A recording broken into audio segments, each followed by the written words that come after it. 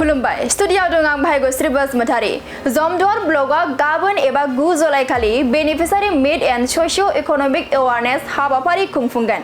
गुबुन गुबुन ब्लग थामहिनबा बियाबनि थाखोआव beneficiary meat and socio economic awareness हाबाफारि खुंफुंनाय बायदिनो गसाइगाव महकुमानि सिङाव थानाय जमदुवार बियाबनि सिङावबो आमलाइगुरि गामिनि गेलेग्रा गेवलां फोथाराव गाबोन 9 जुलाइ खालार खालि सानसेनि मेहेरगोनां हाबाफारिनि गेजेरजों खुंफुंनो साखाफारा जानायखौ नुनो मोनदों बेखौ नायदिंफैनायजों लोगोसेनो गसाइगाव जिल्ला इउपिपिएल दोलोनि लोगो आफादगिरि लकनाथ नार्जारिया खौरांनि गेजेरजों फोरमायोदि बे हाबाफारियाव 12,000 नि बांसिन सुबुंफोरा बाहागो लाफैगोन लोगोसे गाहाय आलासि महरै बिटिआरनि गाहाय मावफुं सोद्रोमा प्रमद बर'आबो बाहागो लाफैगोन होननानै फोरमायथियो आरो बेजों लोगोसेनो जमदुवार बियाबनि सिङाव थानाय गासै सुबुंफोरखौबो बे हाबाफारियाव मैखोमै बाहागो लाफैनो थाखाय बिथाङा खावलायहरो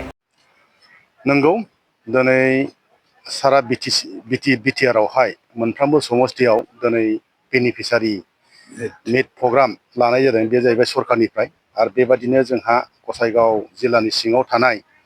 नैबे जोंहा 4 नं जमदुवार ब्लकआवहाय आमलाइगुरि बे फिल्डआवहाय गाबोन 12टानि गेजेराव 10 निफ्राय 12,000सिम बेनिफिसारि प्रग्राम लानाय जागोन बेयो सरकारि बागै खालामनाय जादों आरो बेवहाय जोङो पार्टी हिसाबै इउपिपिएल हिसाबै जोङो रायजो राजा जायफोर बेनिफिसारिफोर जोङो खावलायदों जाहाथे बे सरकारनि प्रग्रामावहाय बयबो बेनिफिसारिफ्रा जाहाथे लैहोर लैहोर बाहागो लाफैयो जों बेखौ मदद होनाय जादों आरो गमामायैनो दिनै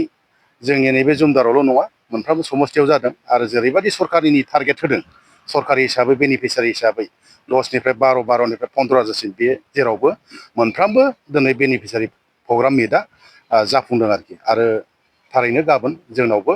जमदुवार हिसाबै नैबे आमलाइगुरि जे गेलेग्रा फोथाराव बियो 100% बियो जाफुंगोन गाहाय आलासि हिसाबै जोंहा सरकारि हिसाबै बिटिसिनि दानि बिटिआरनि सिएम माननीय प्रमद बर' सार फैगोन आरो बेबायदिनो सरकारि हिसाबै जेसेबांनाखि बिटिआरनि इएम जिएम जोंनि माखासे मिनिस्टारफोर गासैबो बेवहाय बाहागो लाफैगोन जमदुवार समस्थिनि रायजो राजाफोरखौ जों बेखौनो खावलायो पार्टीनि जानानै जाहाथे बयबो लैहोर लैहोर बेवहाय बे हाबाफारियाव बाहागो लानांगौ खारन बे सरकारनि खारन सरकारि हिसाबै बेवहाय गोबां मिथिनांगौ आयदाफोर दङ जाहाथे बेवहाय बाहागो लानानै बे मिथिनांगौ आयदाफोरखौ जाहाथे मिथिनानै लानानै जाहाथे फैबाय थानाय समाव जोंनि गाव गावनि थांनानै थानायनि सुबिदाखौ जोङो मोननो हायो आरो लानो हायो बेखिनिखौ मेसेजखौ फैनानै खोनासंनाया जोंनि थाखाय मोजां आरो